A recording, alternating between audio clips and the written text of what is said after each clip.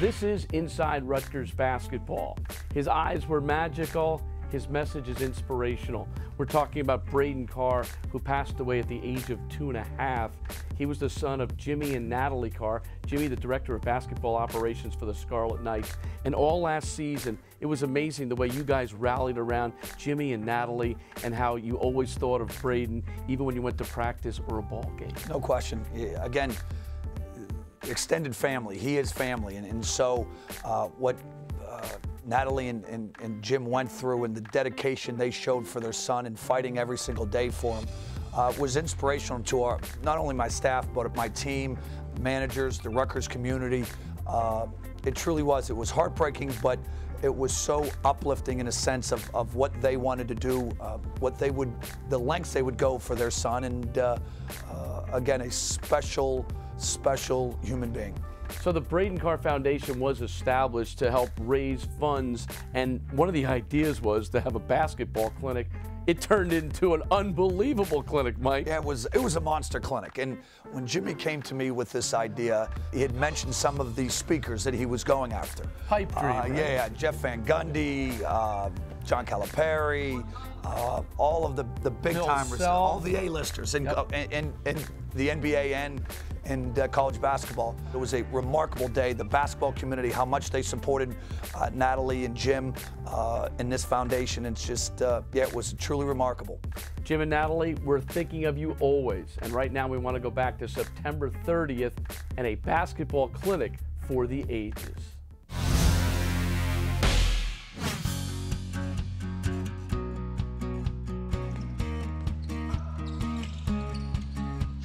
Some of the biggest names in the coaching industry and some of the top clinicians in the game travel to the RAC to help out one of their own while raising meaningful funds for a worthy cause. Well, we're a little overwhelmed today. There's no question about that. Having 500 coaches is a great number, and having the head coach of the Miami Heat and the Jersey Nets here, it's a real tribute to our guy and what he did and inspired people, and hopefully it's a great start on the building a very good foundation. Well, he and his wife took a tragedy that I couldn't even imagine living through and made it a positive. So when they asked me to help, it was like, I'm in. Let's tell me the date and when you need me there. I was flattered that they asked, and when you consider who's there, Hurley's here, Rice is here, and John and Bill, who both worked for me when I was in Kansas, Jeff Van Gundy. I learn a lot, but when you do it for a good cause, it's even better. One thing about our fraternity or our profession, we usually do rally around each other during tough times. And of course, nobody could go through a tougher time than what his family's gone through. So Jimmy's known as one of the best guys in the business. He's been here a long time.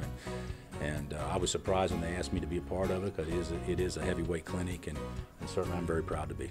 We want to help kids. We want to help families who went through similar things with us. And with the support we got today, and hopefully in the future, we'll be able to help a lot of people.